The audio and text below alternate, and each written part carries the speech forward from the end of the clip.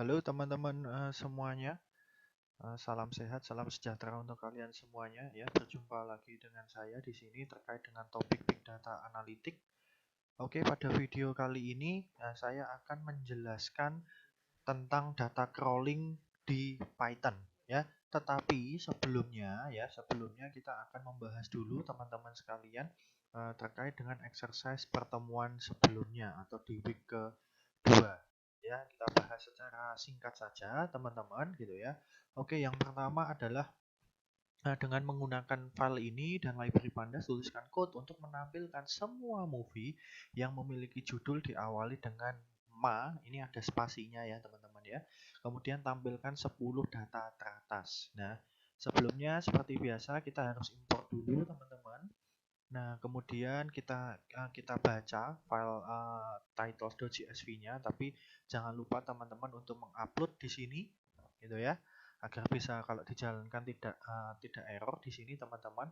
Kemudian seperti yang saya jelaskan sebelumnya ya, untuk fungsi-fungsi Python yang lain, entah di Pandas, entah di NumPy, itu silahkan kalian bisa explore sendiri. Makanya ini masuk ke dalam exercise gitu ya, menampilkan movie yang diawali dengan MAA. Nah, di sini ya contoh atau kunci jawaban yang saya berikan di sini teman-teman sekalian. Ya, ini konsepnya sama seperti sebelumnya ya. Dari title sini gitu ya, hasil pembacaan dari file CSV, kemudian titles, kemudian kolomnya, nama kolomnya, kolom indeksnya adalah title. Ya, mungkin kalian bisa buka lagi teman-teman untuk file titles.csv-nya. Ya, ini ya untuk di kolom title ini. Nah, kemudian .str ya, .str itu berarti karena kita lihat bahwa di kolom title ini bentuknya adalah string teman-teman, jadi kita ibaratkan seperti convert gitu ya ke dalam string dulu. Nah, kemudian kita pakai method .startWith ya, diawali dengan apa di sini argumennya? Dalam bentuk string ya, berarti MAA ada spasinya. Kemudian tampilkan 10 data teratas head, kemudian di sini 10. Baru kita print. Nah, inilah hasilnya. Ini untuk nomor 1 ya. Untuk nomor 2 masih menggunakan file yang sama dan library pandas, menghitung total movie per tahun dan tampilkan 5 data teratas. Ya, 5 data teratas itu berarti urutkan dari jumlah movie per tahunnya yang paling tinggi. Ya, kan total movie per tahun 5 data teratas berarti adalah mulai dari yang tertinggi jumlah filmnya di sini.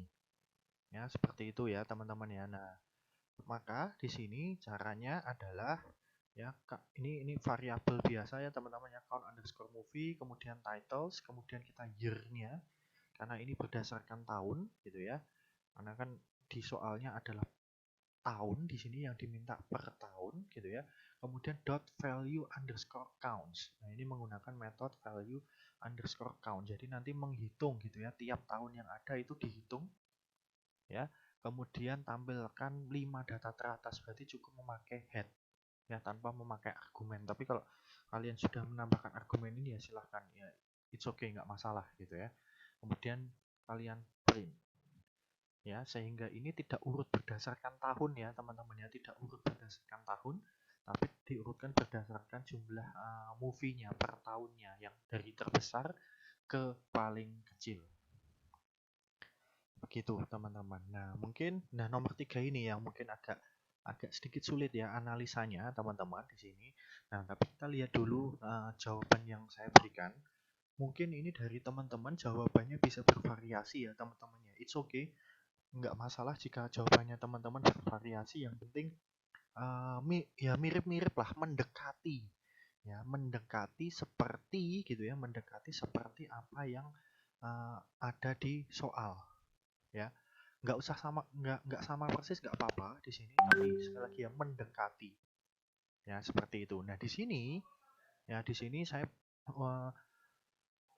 kalau kita lihat ya, untuk sumbu X-nya ya, sumbu X-nya itu kan dari 0 sampai 10 gitu ya, dari 0 sampai 10.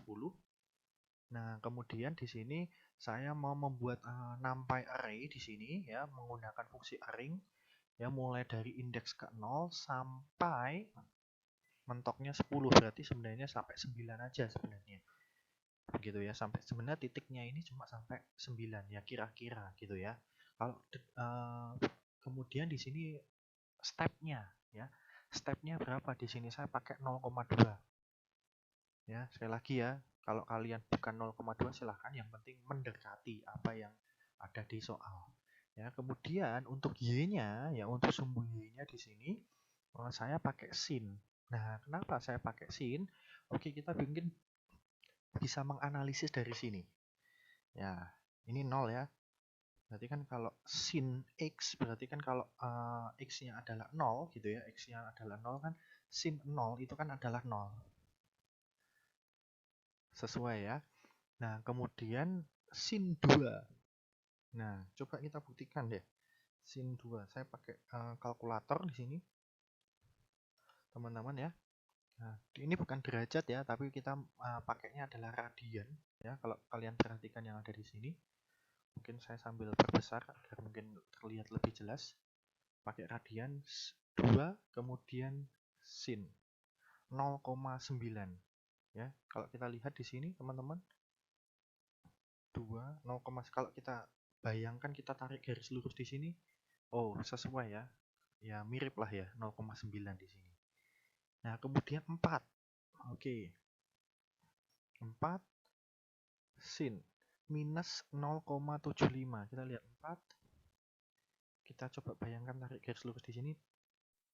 Di sini ya. Kita garis lurus di sini. Oh, pas 0,75. Ya. Dan seterusnya. Nah, itu kenapa saya memakai sin di sini. Begitu ya, karena untuk lengkungannya di sini. Ya, seperti itu. Kemudian sisanya ya kita tinggal plotting. Ya, seperti itu teman-teman sekalian. Kemudian soal selanjutnya ya ini juga mungkin sedikit-sedikit menjebak. Nah, tapi sebenarnya jawabannya singkat sekali ya teman-teman ya. Ada code. Nah, ini sebenarnya kalian tinggal tulis ulang saja. Yang ada di sini kalian tinggal tulis ulang. Nah, kemudian diubah tampilannya awalnya seperti ini. Ya. Secara berarti ini kan secara vertikal ya. Nah, vertikal. Nah, kita ubah tampilannya secara horizontal. Ya, ini sebenarnya bagian ini tuh lanjutannya dari sini. Ya, begitu ya. Nah, mungkin kalian sudah berpikir keras dan seterusnya ya, padahal jawabannya cukup menggunakan unstack. Ya, jadi dari si diket tadi tinggal kita pakai unstack. Begitu, dan hasilnya sudah seperti ini. Ya, inilah hasilnya teman-teman sekalian. Ya. Nah, kemudian nomor 5 masih melanjutkan nomor 4, tuliskan kode agar tampilannya bentuknya grafiknya seperti ini. Ya sudah, masih sama menggunakan unstack di sini. Ya, matplotlib kita import dulu, kemudian dari cdcat tadi kita unstack, kemudian kita plot gitu ya, kita plottingkan lagi dalam bentuk bar.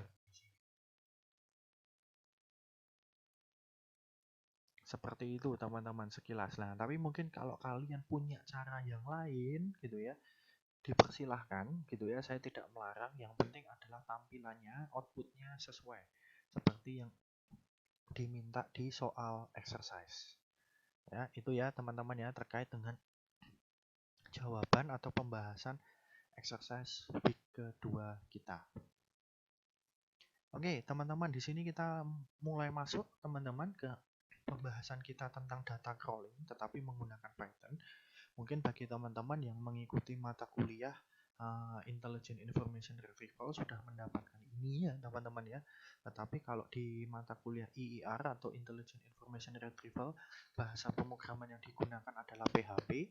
Ya, sedangkan kalau di sini ya menggunakan Python dan library-nya juga berbeda ya.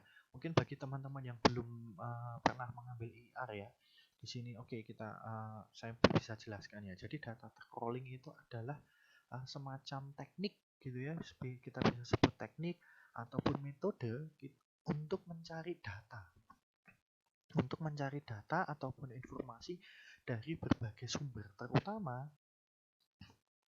dari internet.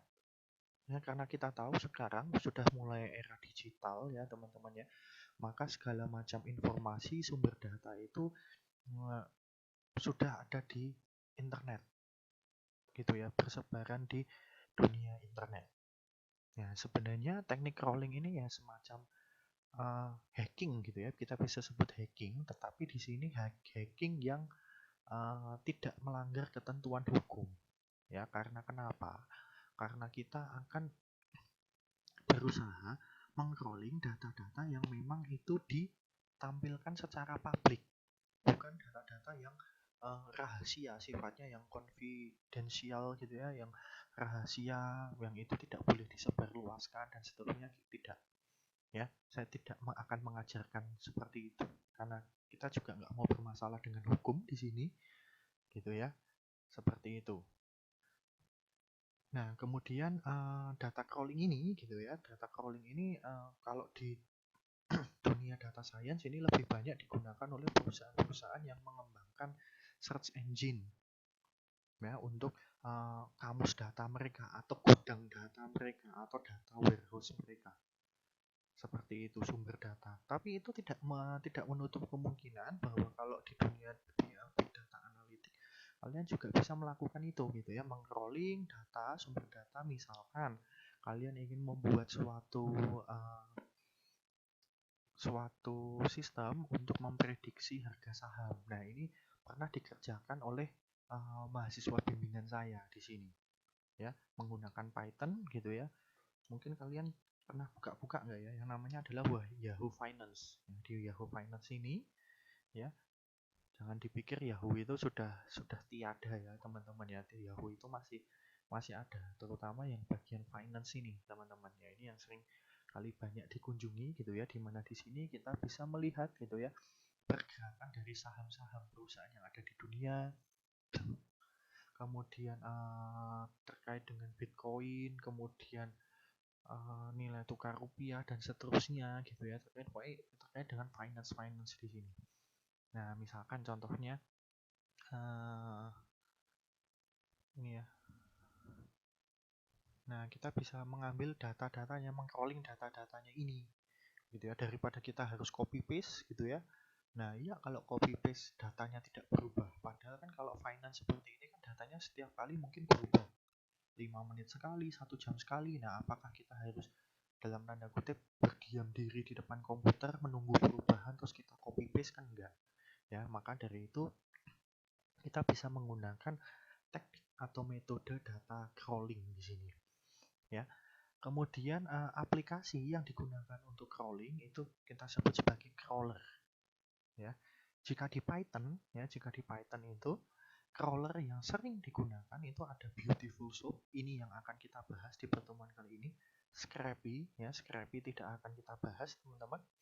Kemudian Tweepy ini lebih khusus ke tweet ya. Kemudian ada Selenium. Nah, Selenium juga akan kita bahas pada video kali ini. Nah, oke, yang pertama terkait dengan Beautiful Soup.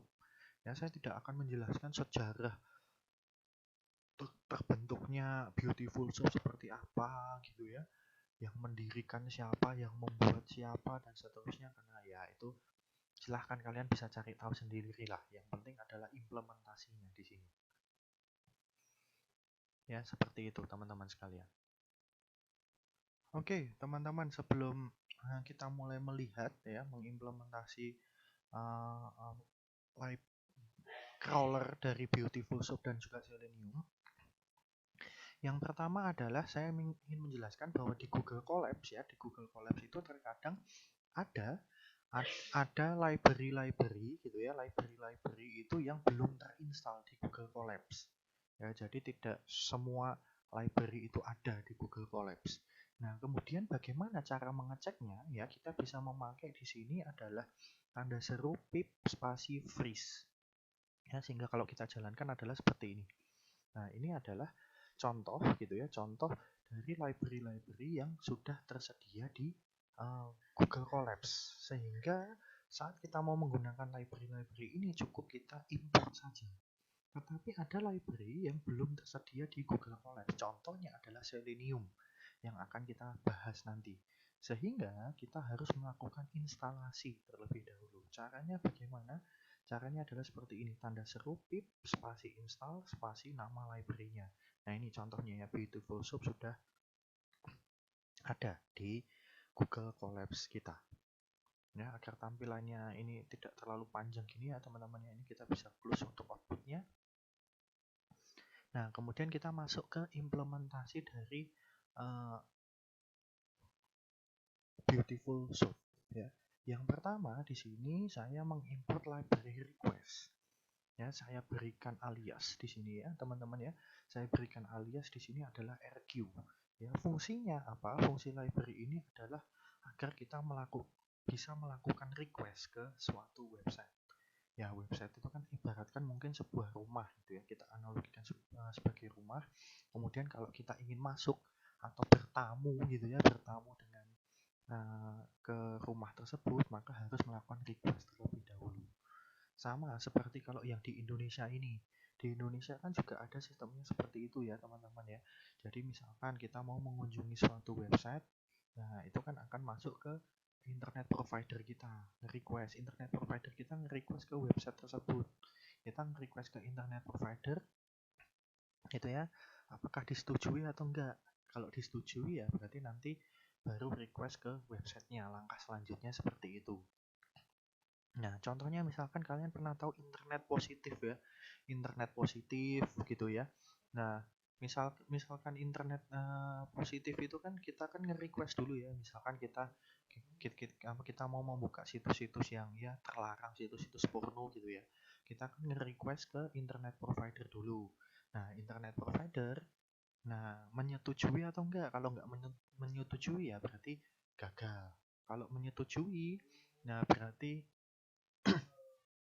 akan masuk ke website tersebut. Nah, makanya kalau biasanya anak-anak ini ya, anak-anak muda di sini biasanya memanfaatkannya dengan VPN atau proxy. Nah, biasanya seperti itu ya, teman-teman ya. Nah, kemudian selanjutnya untuk menggunakan library Beautiful Soup, nah kita harus from BS4, jadi semacam di dalam folder ada folder gitu ya, dari folder BS4 ini kita import gitu ya, kita import Beautiful Soup dan kita memberikan alias di sini BS. Ya, kemudian di sini satu lagi teman-teman kita mengimport library CSV karena hasil data yang hasil crawling tadi kita mau simpan ke file CSV di sini. Ya, seperti itu maksudnya teman-teman. Nah, ini tidak perlu saya berikan alias ya, karena sudah pendek ya CSV kan nggak sepanjang Beautiful Soup gitu ya, yang harus diberikan alias biar lebih pendek di situ. Ya. Kemudian kasusnya di sini teman-teman kita ingin melakukan crawling di mana di situsnya kompas.com. Nah, ini kalau di mata kuliah IR saya juga menggunakan contoh ini gitu ya, teman-teman ya. Nah, ini data-data yang mau kita crawling di sini kebetulan nanti itu adalah untuk saat ini ya, untuk Beautiful Soup ini adalah judulnya ya, judul dari berita dan juga linknya. Linknya itu kan kalau kita klik kanan kemudian open link in new tab kan, nah di sini kan ada link ya, link beritanya di sini. Nah, itu yang mau kita crawling teman-teman ya. Dua informasi itu ya. Awalnya di sini kita melakukan request dulu teman-teman ya, menggunakan library request tadi RQ, menggunakan method get, kemudian kemudian alamat websitenya di sini. Ini bukan Detik ya, sorry, kompas.com ini juga Kompas ya.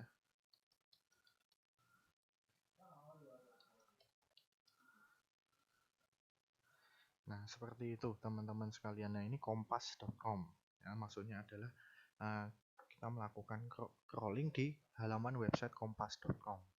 Nah, kemudian kita bisa mengecek teman-teman statusnya. Ya, status request kita itu berhasil atau enggak.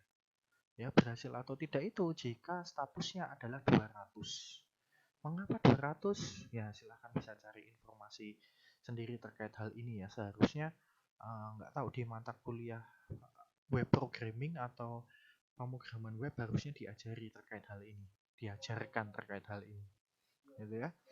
Kemudian setelah itu ya, setelah kita melakukan request berhasil, kita akan berusaha mendapatkan konten dari halaman kompas.com. Ya, ini misalkan buat variabel shop ya, menggunakan beautiful shop tadi ya, bs, kemudian page.content, kita mendapatkan kontennya ya dari hasil requestnya tadi ini di page tadi ya. Hasil requestnya kan disimpan di dalam page tadi. Kita mendapatkan kontennya, kemudian menggunakan HTML parser di sini. Ya, kemudian metode prettify. Nah, metode prettify ini fungsinya untuk melihat struktur HTML dari halaman kompas.com. Nah, ini biasanya mungkin teman-teman pernah bermain dengan inspect element. Nah, misalkan contohnya kalau kita klik kanan halaman suatu website, inspect element, nah kita bisa melihat struktur HTML-nya di sini. Nah, itu maksudnya. Ya, di sini ya, di sebelah, entah ada biasanya di bawah ataupun di kanan gitu ya. Ini contohnya gitu ya. Itu fungsinya untuk prettify. Ya. Coba kita jalankan ya, teman-teman ya. Nah, ini contohnya ya, hasil dari prettify-nya, struktur HTML-nya ini sudah kita dapatkan. Ya. Kemudian kita pengen lihat statusnya. Kalau teman-teman pengen melihat statusnya ya. Nah, ini statusnya adalah 200. Benar, berarti kita berhasil merequest untuk kompas.com. Ya, mungkin biar tampilannya tidak terlalu ini, saya komen saja teman-teman untuk prettify. Saya jalankan ulang. Ya, hasilnya 200 ya. Nah, sekarang kita akan melakukan crawling. Ya, di mana data yang akan kita ambil itu adalah berita-berita yang ada di bagian ini, berita terkini. Ya, semua berita yang ada di sini kita ambil judulnya dan juga linknya. Ya, seperti itu. Kemudian, ini nggak pakai ini ya, sorry. Untuk kasus ini kita meng-crawling kategorinya enggak ya, sorry. Ya maklum ya teman-teman ya, bikinnya agak mepet-mepet di sini gitu ya. Jadi judul dan alamat saja. Nah, seperti itu. Nah, pertama kita harus menganalisis dulu gitu ya. Tak mana yang berisi informasi yang mau kita crawling. Kita bisa menggunakan namanya inspect element tadi, teman-teman, gitu ya. Kita bisa menggunakan inspect element tadi. Ya, awalnya teman-teman, kita harus menganalisis dulu, ya. Ini kan ada suatu blok berita ya, teman-teman ya, suatu blok berita. Nah, kita bisa mengambil kesimpulan di sini bahwa kemungkinan tag-tag ini gitu ya, itu mempunyai nama tag yang sama. Nah, bagaimana cara membuktikannya? Nah, ini kan semacam blok-blok berita ya, teman-teman ya. Nah, bagaimana cara membuktikannya? Kita bisa pakai inspect element di sini. Ya, bagi teman-teman yang sering pakai inspect element di sini, ya ini saya klik. Nah, mungkin saya sorot di bagian sini ya. Nah, klik. Nah, ini ya teman-teman ya, mungkin saya zoom out aja deh biar kelihatan. Nah, ini ya. Ternyata informasinya ada di sini ya, mulai dari judul. Link mungkin saja ada di sini. Nah, tapi kan kalau ini kita lihat di sini ya. Kalau kita lihat di sini, ini ada suatu tag. Nama tagnya adalah div dengan nama kelasnya adalah artikel double underscore list spasi clear fix. Dan ini sama, div-nya sama. Ya, kita bisa berasumsi, kita mengambil hipotesis awal bahwa kemungkinan berarti ini merupakan blok berita ini, jangan-jangan. Nah, cara membuktikannya kita sorot di sini. Kita pindah lagi. Nah, kita bisa lihat highlight-nya yang ada di sini pun juga ikut pindah. Ya, oke. Berarti benar ini kayaknya ini. Nah, seperti ini ya. Berarti benar. Ini sudah benar. Tag yang mau kita ambil itu informasinya ada di blok berita yang ini. Div-nya ini, nama kelasnya ini. Tag-nya ini, nama kelasnya ini. Ya, itu informasi pertama dulu yang harus kita ketahui dulu, teman-teman ya. Oke, sebelum itu nanti seperti tadi yang saya jelaskan teman-teman ya, bahwa kita di sini gitu ya akan menyimpan hasil crawlingnya dalam file CSV. Ya, caranya adalah kita menggunakan library dari CSV. Ya, kita buat dulu satu buah variabel misalkan namanya f, kemudian open di sini.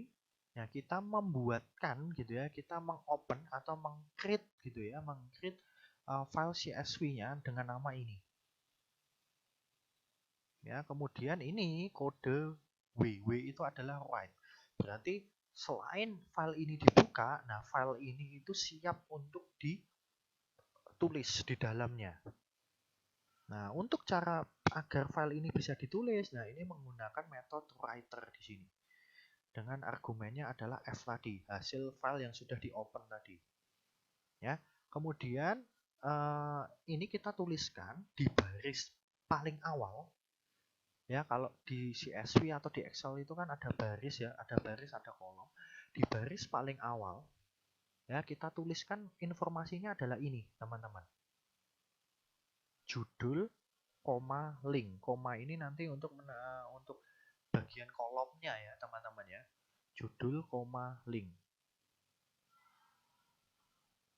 Ya, berarti nanti akan ada kolom judul dan juga kolom link. Tapi baris pertama adalah seperti ini. Alasannya kenapa? Ya, ini sebagai headingnya di sini. Ya, seperti itu. Maksudnya ini adalah seperti itu, teman-teman ya. Write row, makanya kita menggunakan metode write row di sini. Ya. Kemudian tadi ya. Nah, karena tadi ini gitu ya.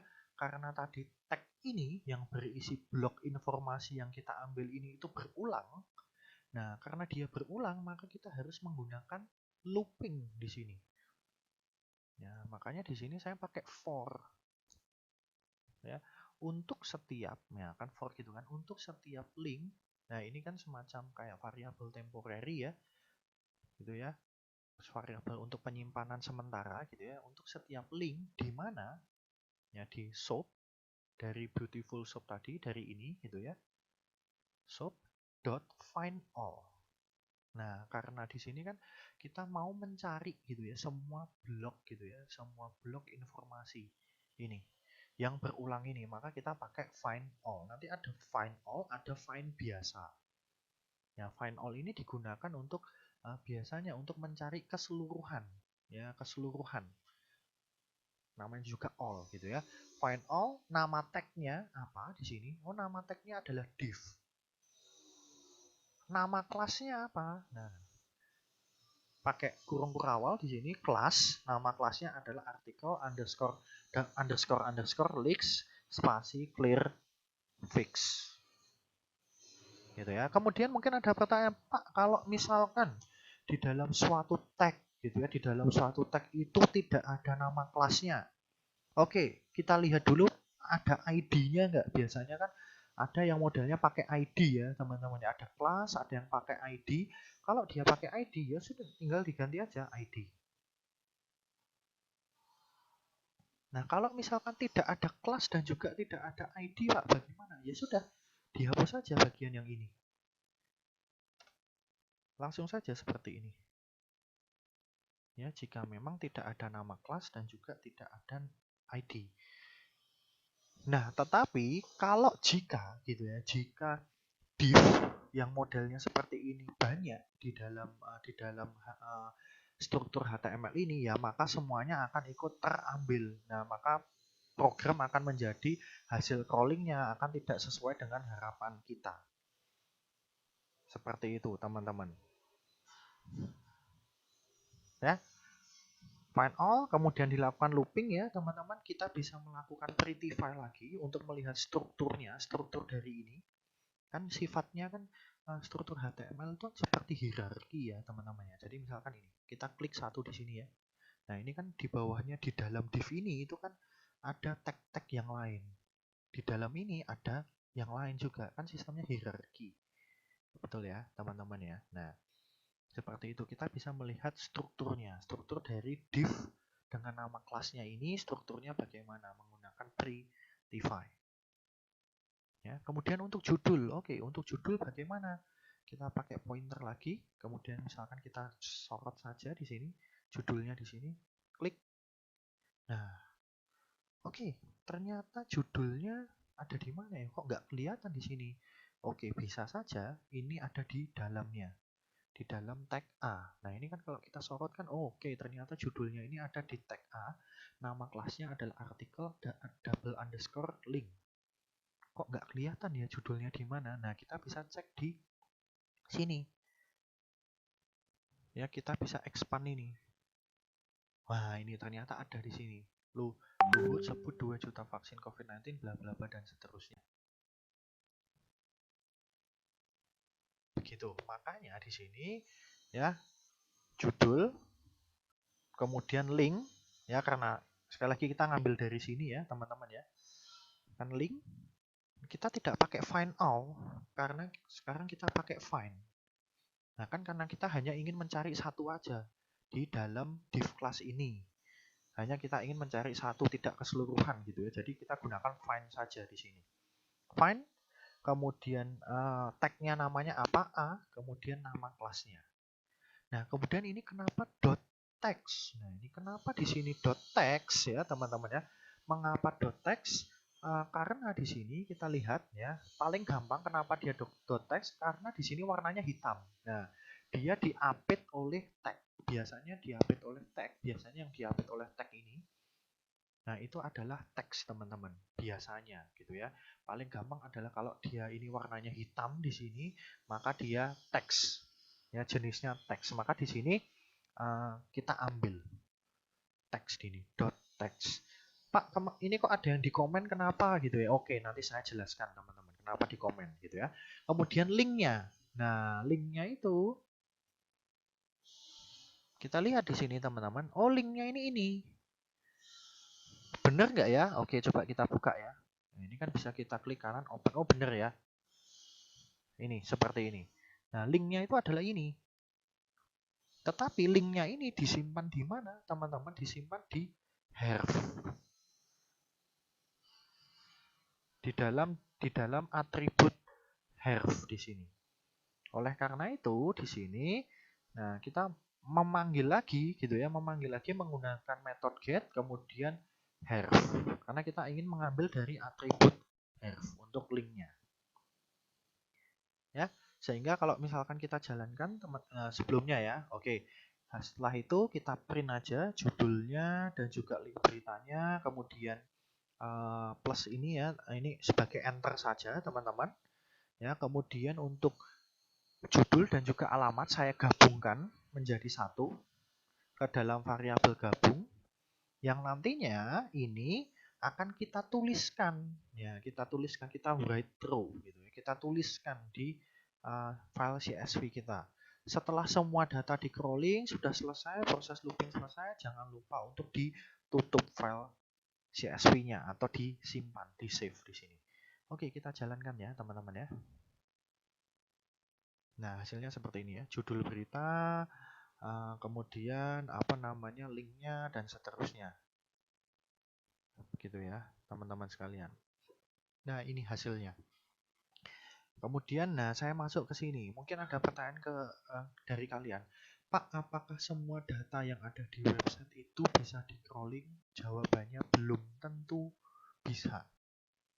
Nah, sebagai contohnya, nah ini memang sengaja saya komen karena ini akan menghasilkan error, teman-teman sekalian. Ya, coba di sini kita mau nge-crawling tanggalnya. Oke, kita lihat di sini tanggalnya. Tanggalnya itu kan ini ya. Coba kita lihat ya. Nah, benar ya. Div, nama kelasnya adalah artikel underscore date. Div, nama kelasnya artikel underscore date. Dot text. Ya, karena di sini item-item di sini bentuknya teks. Nah, begitu ya, teman-teman ya. Dan ini sudah benar, dia berada di div class ini. Kita lihat kan? Ini ya. Nah, ini kan berada di dalamnya sini, sudah benar ya. Sama seperti tag A tadi ya, yang judul dan juga link kan sudah berada di dalam div class yang ini. Yang ada di mana? Yang ada di for ini. Ya, tapi coba kita lihat hasilnya. Nah, menghasilkan error di sini. Errornya adalah non-type object has no attribute text. Nah, padahal aneh. Kok dia nggak punya atribut text? Ya, dia nggak punya atribut teks, padahal di sini kita bisa lihat jelas-jelas dia ini bentuknya teks. Nah, begitu teman-teman.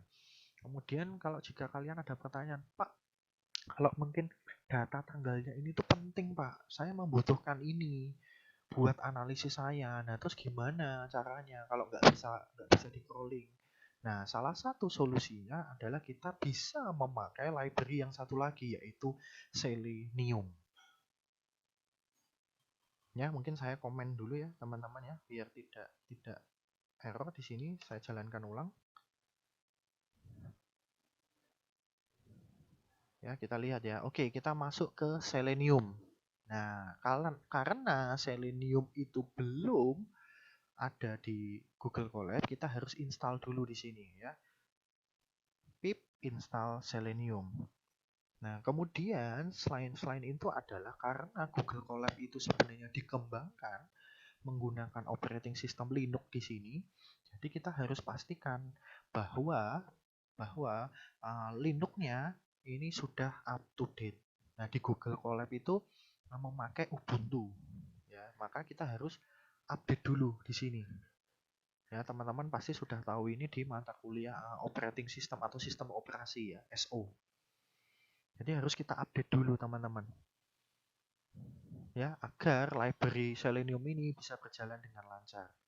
Nah, kemudian di sini Selenium itu membutuhkan web driver.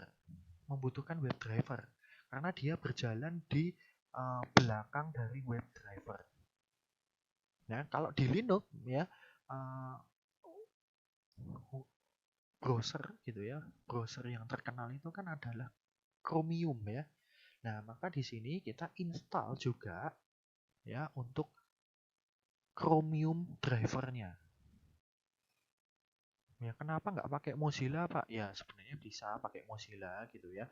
Silahkan kalau kalian pakai Mozilla ya bisa kalian ini ya, kalian explore sendiri. Tetapi mungkin ada pertanyaan, Pak, apakah Google Colab-nya ini kalau ini kita pakai Chromium, uh, apakah harus Google Chrome juga untuk menjalankan Google Colab ini? Tidak. Ya, kalian bisa menggunakan Mozilla. Ya, menggunakan Mozilla hanya saja yang ada di kayak virtual OS-nya gitu ya, yang ada di Google Colab itu menggunakan uh, Chromium di sini untuk contoh kali ini. Ya, seperti itu teman-teman ya. Kemudian mungkin saja akan terjadi error saat proses instalasi ini. Mungkin bisa saja terjadi. Kalau terjadi error dengan web driver kita gitu ya, kita bisa menambahkan 3 perintah ini untuk sinkronisasi. Untuk sinkronisasi web driver kita agar benar-benar sudah terinstall di virtual Ubuntu yang ada di Google Colabs di sini. Ya. Kemudian setelah itu gitu ya, kita bisa import ya Selenium kita gitu ya. Di dalam Selenium kita import dulu web driver kita. Kemudian ini adalah settingan semacam apa ya? Settingan mutlak ya teman-teman ya. Settingan mutlak yang harus ada gitu ya. Saya mungkin tidak akan menjelaskan detail ini karena ini memang settingan mutlak yang harus ada. Kalau jika kita ingin menggunakan web driver ya di sini. Nah, kemudian setelah itu, teman-teman ya, setelah kita sudah mengimport web driver kita dari Selenium, gitu ya. Nah, ini kalau Beautiful Soup kita memakai request, ya. Tetapi kalau di Selenium kita tidak memakai request lagi, tetapi langsung dari web driver kita. Dari web driver kita WD memanggil method get di sini. Nah, kemudian di sini alamat websitenya. Kemudian ini ada page source ya. Page source ini fungsinya sama seperti Prettify kalau di Beautiful Soup. Ya, makanya di sini saya sementara saya komen dulu.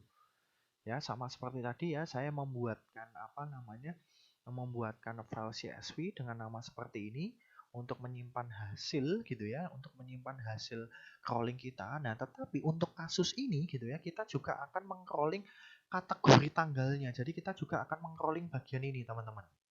Nah, kita akan meng-crawling juga bagian yang ini.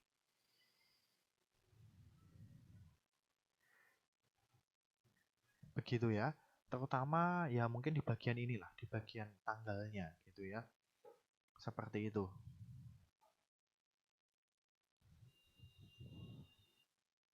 Nah, ini kita bisa jalankan, teman-teman. Nah, mungkin karena tempat saya ini tulisannya requirement already satisfied ya. Ya, mungkin teman-teman yang belum melakukan perintah ini, ya, yang belum melakukan perintah ini, ya mungkin prosesnya akan berjalan sedikit lebih lama ya, teman-teman ya. Tapi tidak masalah, ditunggu saja gitu ya. Tetapi kalau kalian sudah menjalankan sekali gitu ya, sekali menjalankan ini gitu ya, maka lebih baik ya kalian mending komen aja gitu ya. Terutama bagian yang ini ya, teman-teman ya, sorry, bagian yang ini.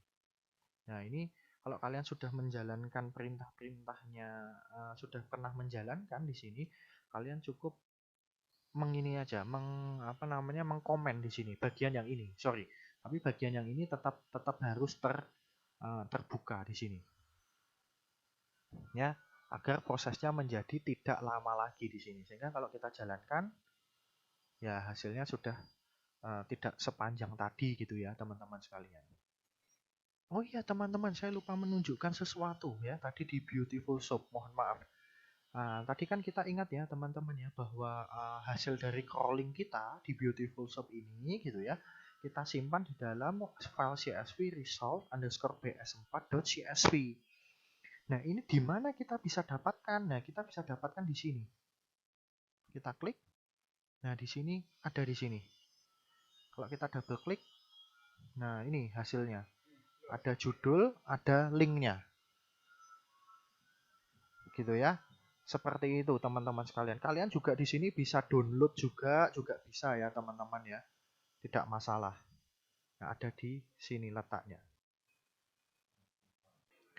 Oke, teman-teman, ya kita kembali lagi ya ke implementasi dari library Selenium tadi ya. Intinya sebenarnya itu sama teman-teman ya, konsepnya sama, menggunakan inspect elemen, cuma ya perintah-perintahnya gitu ya untuk mendapatkan elemen di dalam suatu tag itu bagaimana gitu ya. Nah, itu agak sedikit berbeda ya teman-teman ya. Oke, yang pertama adalah kalau di Beautiful Shop itu ada find all dan juga find gitu ya. Kalau find all itu kan nanti hasilnya dalam bentuk list gitu ya, yang bisa di looping, yang bisa diiterasi ya. Kalau di Selenium itu namanya adalah elements ya. Tetapi kalau kita hanya mengambil satu nilai aja ya, seperti elemen sini kalau di Beautiful Shop ini mirip seperti find all.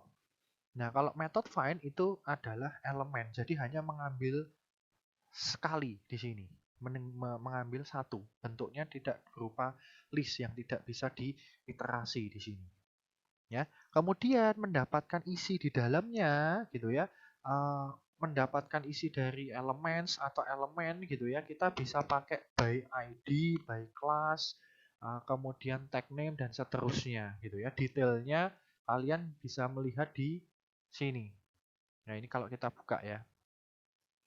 Banyak ya teman-teman ya, bisa by name, by ID, CSS selector, tag name, class name, tetapi saya lebih sering menggunakannya kalau saya gitu ya.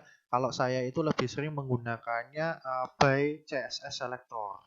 Ya, CSS selector ini itu ya, ini digunakan jika apa? Jika suatu tag itu mempunyai nama kelas atau nama ID.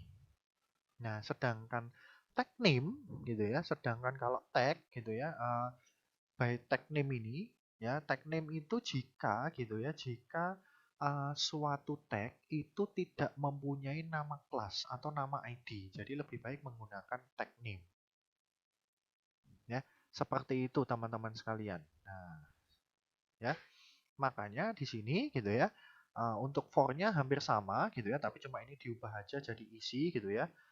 Caranya adalah WD tadi, dari WebDriver tadi ya, dari Selenium tadi, kemudian find underscore elements, ya karena find all ya, berarti elements. Kemudian saya pakai by CSS selector, kenapa? Karena gitu ya, karena tag div-nya yang tadi di sini ya, yang di atas ini, itu mempunyai nama kelas, ya mempunyai nama kelas, sehingga kita pakai div. Nah, kemudian menuliskan nama kelasnya apa? Tinggal nama tagnya kemudian dot artikel double underscore list. Nah, mungkin kalian bertanya-tanya, loh Pak, kok beda seperti yang sebelumnya? Nah, kalau sebelumnya ini kok lengkap Pak? Artikel double underscore list spasi clear fix. Nah, ini kok yang ditulis kok cuma ini aja? Nah, kenapa yang ditulis cuma ini aja? Karena, nah itu salah satu kekurangan gitu ya. Salah satu kekurangan dari Selenium adalah dia tidak mengizinkan adanya spasi. Ya, sehingga yang dituliskan hanya yang paling depan aja. Karena di sini kan sebenarnya kan ada seperti ini ya. Nah, tapi di sini ada spasi di sini. Nah, Selenium tidak mengizinkan itu. Nah, sehingga yang ditulis cukup ini. Nah, itu salah satu kelemahannya. Ya. Kemudian, nah ini resikonya apa? Resikonya jika ada nama tag ya, tag div dengan nama kelasnya itu mirip. Nah, mungkin ada nama tag div kelasnya tag div itu seperti ini, artikel double underscore apa tadi list ya. Nah, kemudian clear fix. Nah, kemudian ada satu lagi no fix. Nah, misalkan gitu ya. Nah, karena Selenium itu tidak mengizinkan adanya spasi di sini, berarti kan kita harus yang harus kita tuliskan kan hanya ini. Nah, mungkin saja kita tuh hanya pengen mengambil data yang ada di mana? Di div class dengan nama kelas ini. Sorry, div dengan nama kelas ini. Nah, tetapi di Selenium karena kita hanya menuliskan bagian ini karena tidak mengizinkan spasi di sini, maka dua tag ini dengan dua tag div dengan nama kelas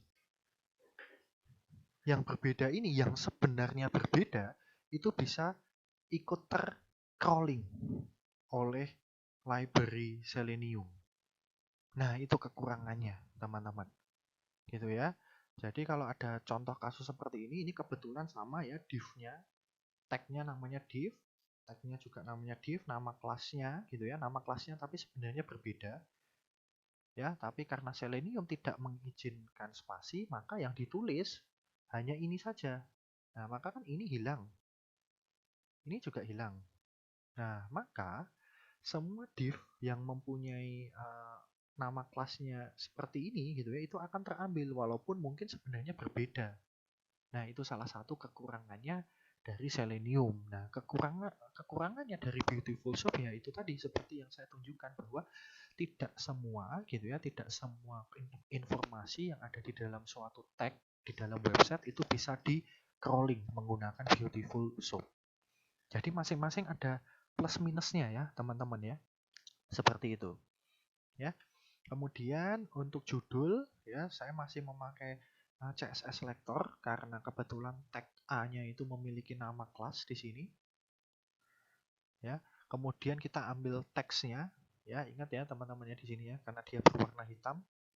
Maka teks untuk judul ya, untuk judul tadi kan ada di sini ya. Nah, ini kan hitam ya, maka teks yang diambil. Ya, seperti itu. Untung ketutup ya. Nah, itu tadi jawaban exercise ketiga sebenarnya. Jawaban exercise week ketiga maksudnya.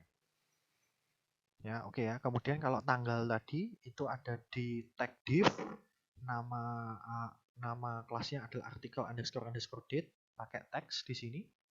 Kemudian untuk linknya, nah ini sedikit berbeda teman-teman. Ya, kita menggunakan metode get underscore attribute, ya, get underscore attribute, kemudian have. Ya, karena have itu kan merupakan atribut di dalam suatu tag. Gitu ya, berbeda seperti teks tadi. Nah, kemudian kita print hasilnya, teman-teman. Nah, ini tanggal saja ya. Gitu ya, kita print hasilnya, teman-teman sekalian. Kemudian kita gabungkan jadi satu buah, kemudian baru kita tuliskan di file CSV. Ya, kemudian jangan lupa di close. Oke, kita coba jalankan hasilnya. Apa ini errornya?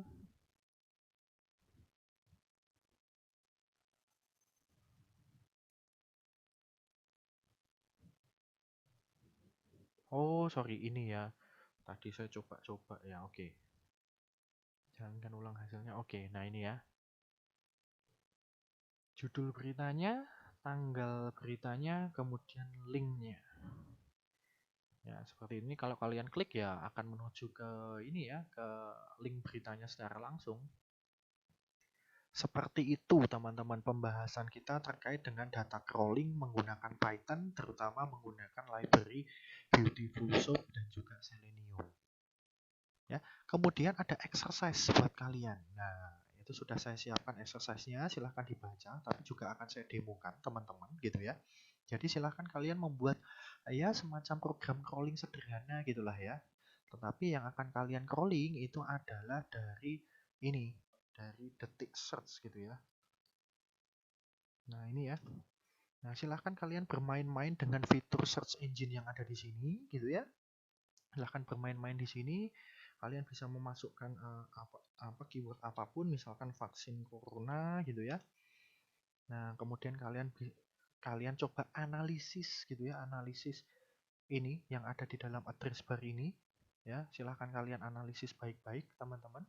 Misalkan kalian cari berita yang lain apa ya, kemudian oh Real Madrid ya, misalkan bagi pendukungnya Real Madrid ya. Nah, ada perubahan apa di sini? Nah, itu silahkan kalian analisis teman-teman gitu ya. Nah, kemudian yang harus kalian crawling ya, yang harus kalian crawling itu adalah ada apa aja ya? Kok saya lupa ya? Bentar ya. Yang harus kalian crawling. Nah, sebentar saya reconnect dulu ya. Saya sampai lupa apa ya yang harus kalian crawling. Nah, yang harus kalian crawling itu yang pasti adalah judul ya, teman-teman ya, judul, kemudian link ya, dan juga ini kategori plus tanggalnya.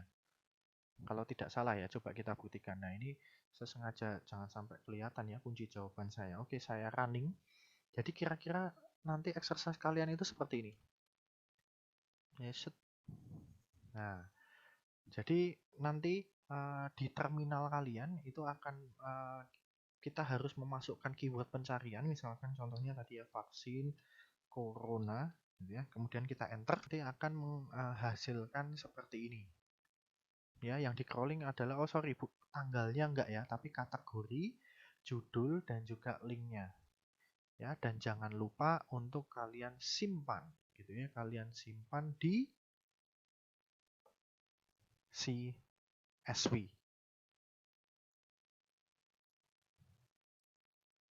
Ya, jangan lupa kalian untuk simpan di CSV hasil crawling ini.